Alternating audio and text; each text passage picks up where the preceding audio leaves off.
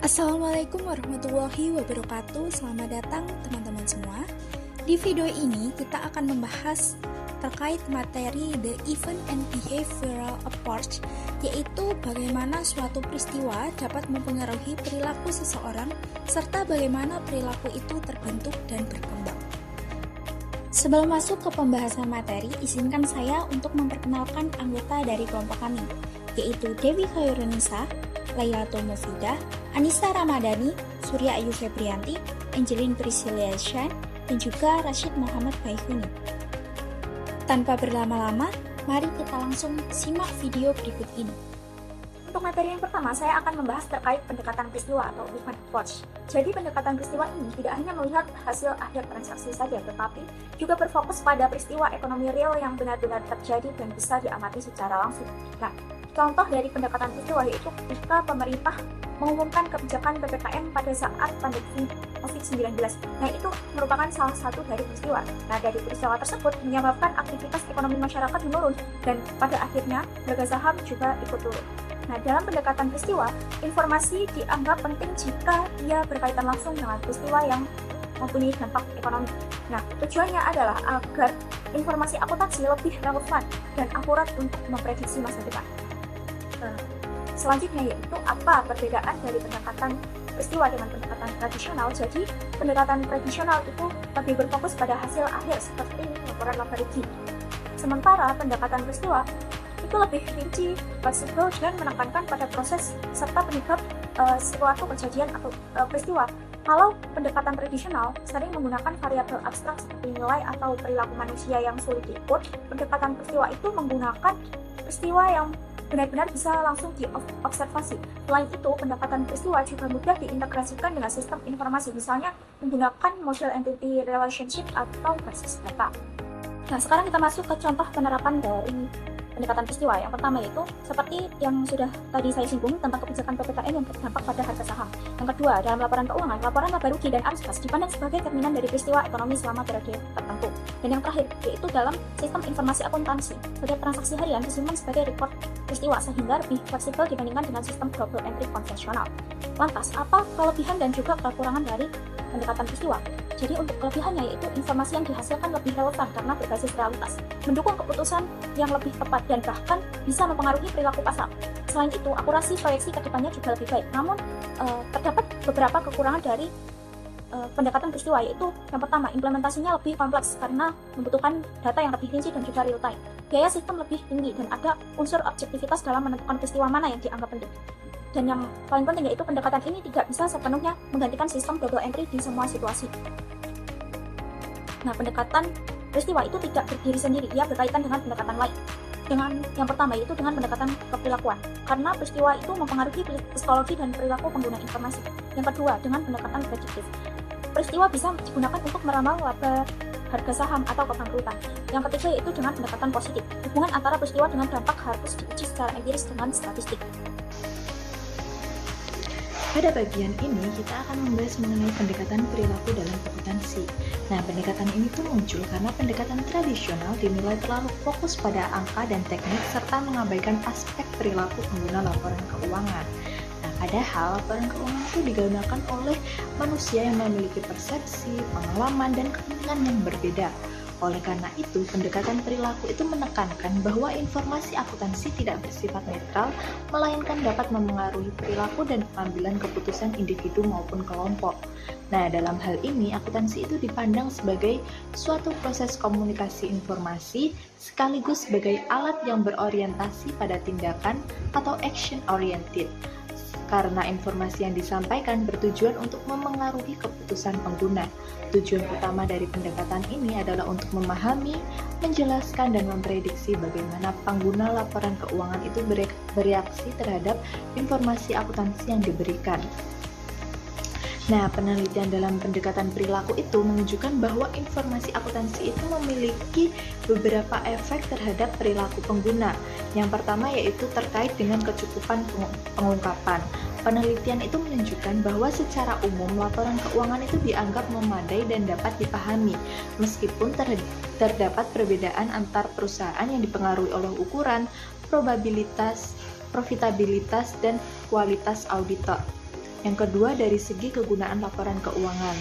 Ditemukan bahwa meskipun laporan keuangan itu penting, pengguna itu tidak hanya bergantung pada informasi tersebut dalam pengambilan keputusan. Yang ketiga, terdapat perbedaan sikap terhadap praktik pelaporan di mana individu dan kelompok profesional itu dapat memiliki pandangan yang berbeda terhadap metode akuntansi yang digunakan. Lalu yang keempat, dalam hal materialitas, penilaian terhadap apakah suatu informasi itu dianggap penting atau tidak itu bersifat subjektif dan bergantung pada persepsi masing-masing pengguna. Yang kelima yaitu perbedaan metode akuntansi juga dapat menghasilkan keputusan yang berbeda tergantung pada karakteristik pengguna, jenis tugas, dan kondisi lingkungan. Nah, selain itu, terdapat juga faktor-faktor psikologis yang memengaruhi bagaimana informasi akuntansi itu dipahami dan digunakan. Yang pertama yaitu linguistic effect, yaitu pengaruh bahasa dan istilah akuntansi terhadap pemahaman pengguna. Nah, jadi akuntansi itu dipandang sebagai suatu bahasa sehingga perbedaan istilah dan struktur penyajian itu dapat memengaruhi cara berpikir dan interpretasi pengguna. Lalu yang kedua ada functional fixation, yaitu kecenderungan individu untuk tetap menggunakan pola atau metode yang telah dipelajari sebelumnya, meskipun terdapat perubahan dalam metode akuntansi. Nah, hal ini tuh terjadi karena adanya kebiasaan dan pengalaman sebelumnya yang sulit untuk diubah.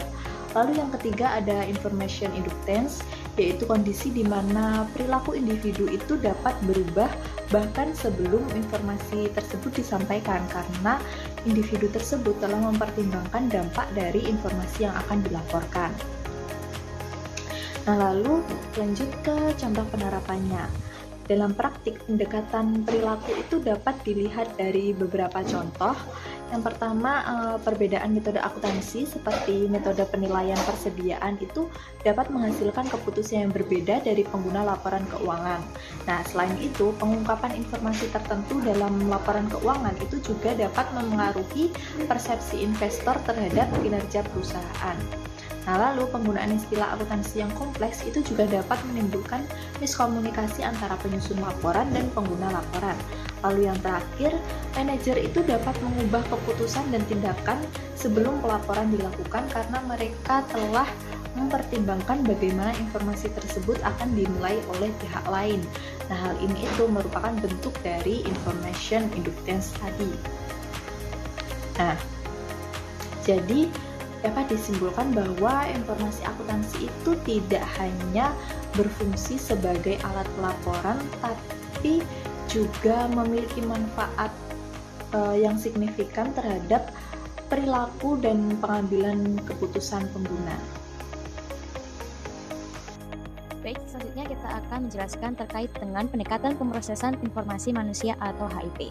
Nah, jadi menurut Berkowi sendiri dalam bukunya di tahun 1989 itu, HIP merupakan suatu studi tentang bagaimana manusia itu bisa memproses suatu informasi akuntansi untuk bisa mengambil suatu keputusan.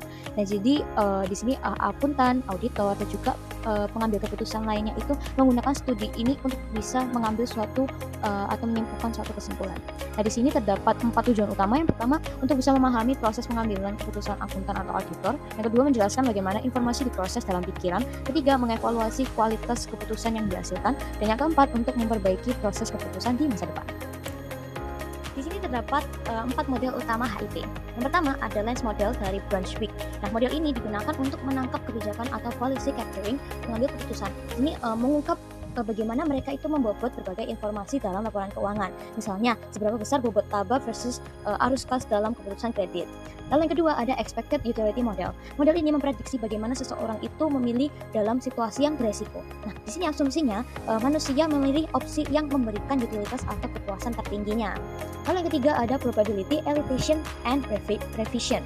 Nah, ini mempelajari bagaimana akuntan itu bisa memperkirakan suatu probabilitas. Misalnya probabilitas piutang tak tertagih atau probabilitas salah satu material, dan bagaimana mereka itu bisa merevisi estimasi tersebut ketika informasi baru tersedia. Dan yang keempat ada heuristic dan bias.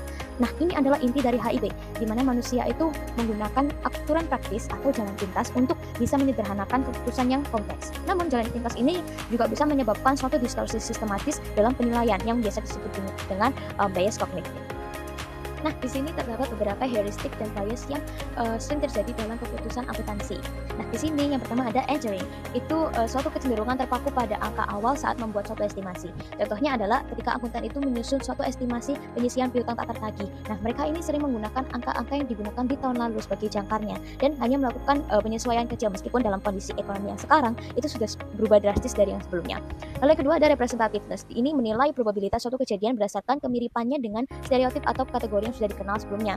Nah, di sini akuntan itu mungkin menganggap suatu perusahaan memiliki risiko kebangkrutan yang tinggi hanya karena kondisinya itu mirip dengan kasus-kasus perusahaan yang sudah bangkrut di sebelumnya tanpa adanya analisis yang mendalam gitu. Lalu yang ketiga ada availability, di mana suatu kejadian itu mudah diingat atau baru saja terjadi itu dianggap lebih sering terjadi daripada yang sebenarnya. Nah, contohnya itu karena setelah pemberitaan tentang kecurangan akuntansi, auditor itu cenderung akan melebih-lebihkan estimasi risiko kecurangan di akuntansi itu. Dan yang keempat ada numerical cognition bias, di mana di sini terjadi kesalahan sistematis dalam memproses angka. Nah, penelitian itu menunjukkan bahwa manusia cenderung meremehkan perbedaan antara uang dengan nominal Rp9.999 dengan Rp10.000, meskipun secara nominal itu hanya berbeda Rp1 saja. Tapi dalam akuntansi, bias ini dapat mempengaruhi bagaimana penggunaan laporan keuangan itu bisa menginterpretasikan angka-angka material. Dan yang berikutnya kita membahas tentang implikasi HIP untuk praktik akuntansi. Yang pertama ada decision aids. Ini adalah alat bantu keputusan seperti checklist, framework, atau model statistik yang dapat membantu dalam mengurangi ketergantungan pada heuristik yang bias. Nah, di sini auditor dapat menggunakan decision aids untuk memastikan semua informasi relevan dipertimbangkan dengan sistematis.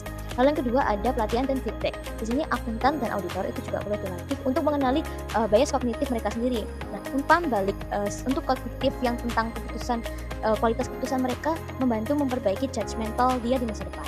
Dan yang ketiga ada desain sistem informasi. Ini adalah suatu penyajian informasi akuntansi itu juga harus dipertimbangkan bagaimana manusia itu bisa membaca dan juga memproses angka yang disediakan. Nah, format visual, pengelompokan data, dan penekanan pada informasi kunci itu dapat meminimalkan misinterpretasi. Seperti yang ditegaskan juga oleh Delvawi dalam bukunya, tujuan akhir HIP itu untuk memperbaiki proses pengambilan keputusan dalam akuntansi dan auditing, bukan hanya dalam cara mendeskripsikannya. Nah, kesimpulannya di sini tuh HIP membantu kita untuk bisa memahami batasan manusia dalam memproses informasi, sehingga kita bisa merancang sistem yang lebih baik dan melatih profesionalitas akuntansi untuk membuat satu keputusan yang lebih berkualitas. Baik, selanjutnya yaitu penjelasan mengenai evaluasi pendekatan perilaku dalam akuntansi, khususnya terkait kelebihan dan kontribusinya. Pendekatan ini berfokus pada penyediaan informasi peristiwa ekonomi yang relevan yang dapat digunakan dalam berbagai model pengambilan keputusan. Dengan adanya informasi yang lebih lengkap, pengguna diberikan fleksibilitas untuk mengolah dan menentukan tingkat agregasi informasi sesuai dengan kebutuhan keputusan mereka. Selain itu, pendekatan perilaku juga membantu memahami perilaku aktual pengguna laporan keuangan. Hal ini dipengaruhi oleh faktor psikologis, cara individu memproses informasi, serta bagaimana mereka bereaksi terhadap informasi akuntansi. Dengan memahami perilaku ini, kualitas pengambilan keputusan dapat ditingkatkan karena informasi yang digunakan menjadi lebih relevan dan sesuai dengan kebutuhan pengguna. Kemudian pendekatan ini juga memberikan kontribusi terhadap penyusunan standar profesi karena mendorong standar yang tidak hanya bersifat teknis, tetapi juga mempertimbangkan kebutuhan dan perilaku pengguna. Di samping itu, pendekatan ini memiliki relevansi yang luas karena dapat diterapkan dalam berbagai konteks dan jenis pengguna, serta fleksibel terhadap kondisi dan kebutuhan yang berbeda. Oleh karena itu, pendekatan perilaku membuat akuntansi menjadi lebih adaptif dan sesuai dengan kondisi nyata. Kemudian saya akan menjelaskan terkait kritik dan pengembangan evaluasi penelitian perilaku. Jadi yang pertama ada kritik metodologi dan validitas, di mana untuk riset akuntansi sendiri dinilai kurang memiliki keterjaman baik secara metodologis maupun teoritis, dan juga penggunaan subjek pengganti yang tidak selalu memberikan hasil yang pasti. Kemudian ada kurangnya teori yang terintegritas, belum ada kerangka teori tunggal yang dimana untuk menyatukan antara berbagai hasil penelitian perilaku yang ada, kemudian hanya berfokus pada penelitian perilaku tanpa membangun dasar teori yang menyeluruh. Kemudian yang berikutnya yaitu mengabaikan konteks sosial dan budaya. Untuk terlalu fokus pada proses kognitif dan individu sehingga mengabaikan peran hubungan sosial dan mengabaikan peran budaya yang sebenarnya peran budaya ini sangat menentukan cara individu berpikir dan menentukan atau Kemudian selanjutnya itu isu functional fixation yang dijelaskan, yaitu pengambil keputusan sering terjebak dalam functional fixation, di mana mereka bakal menyesuaikan keputusan meskipun sekiranya atau terima telah berubah. Dan juga proses belajar tidak selalu bisa memperbaiki ini karena biasanya sudah mendarah daging. Kemudian ada yang terakhir, yaitu tantangan replikasi, kendala analisis dan data. Proses analisis data menjadi sangat sulit dan lambat akibat volume data yang dihasilkan bersifat yang masif serta kurangnya teknik pengkodean yang objektif, membuat analisis data menjadi sangat lambat dan sulit. Implikasi evaluasi pendekatan perilaku untuk desain sistem akuntansi, yakni pendekatan perilaku agar sistem akuntansi tidak hanya berfokus pada ketepatan angka, tetapi juga pada bagaimana informasi tersebut dipahami oleh pengguna. Sistem harus dirancang dengan mempertimbangkan keterbatasan kognitif manusia, seperti kemampuan memproses informasi dan kecenderungan terhadap bias. Oleh karena itu, penyajian informasi perlu dibuat secara lebih sederhana, jelas, dan tidak berlebihan agar tidak menimbulkan information overload. Selain itu, sistem juga harus fleksibel dan mampu menyesuaikan dengan kebutuhan serta karakteristik pengguna yang berbeda-beda, sehingga dapat mendukung pengambilan keputusan yang lebih efektif. Dalam praktik penganggaran, pendekatan perilaku menunjukkan bahwa anggaran tidak hanya berfungsi sebagai alat perencanaan, tetapi juga sebagai alat yang mempengaruhi perilaku individu dalam organisasi. Penyusunan anggaran yang melibatkan partisipasi manajer dapat meningkatkan rasa memiliki dan motivasi untuk mencapai target. Namun, di sisi lain, tekanan untuk mencapai target juga dapat mendorong perilaku disfungsional seperti penciptaan budget dari slack. Oleh karena itu, penting bagi organisasi untuk menetapkan target yang realistis dan menciptakan sistem penganggaran yang adil agar dapat mendorong kinerja tanpa menimbulkan distorsi perilaku. Nah, pendekatan perilaku juga memberikan dampak pada praktik auditing teman-teman, terutama dalam proses judgment auditor. Auditor sebagai individu tidak terlepas dari pengaruh bias kognitif, pengalaman, dan persepsi pribadi dalam menilai suatu informasi. Hal ini dapat mempengaruhi penentuan materialitas, evaluasi risiko, serta pengambilan keputusan audit. Oleh karena itu, standar auditing perlu dirancang untuk meminimalkan subjektivitas dan meningkatkan konsistensi melalui pedoman yang jelas. Selain itu, komunikasi hasil audit juga harus mempertimbangkan bagaimana pengguna memahami informasi agar pesan yang disampaikan dapat diterima secara tepat. Implikasinya di masa depan, pendekatan perilaku akan semakin relevan seiring dengan perkembangan teknologi dan kompleksitas lingkungan bisnis. Sistem akuntansi diperkirakan akan semakin terintegrasi dengan teknologi seperti artificial intelligence untuk memahami pola perilaku pengguna dan meningkatkan kualitas informasi yang disajikan. Selain itu, penelitian lintas budaya juga akan menjadi penting karena perbedaan nilai dan persepsi dapat mempengaruhi cara individu memahami informasi akuntansi. Dengan demikian, fokus akuntansi tidak hanya pada kepatuhan terhadap standar, tapi juga pada bagaimana informasi tersebut benar-benar bermanfaat dalam mendukung pengambilan keputusan secara efektif dan manusiawi. Sekian presentasi dari kelompok 5. Wassalamualaikum warahmatullahi wabarakatuh.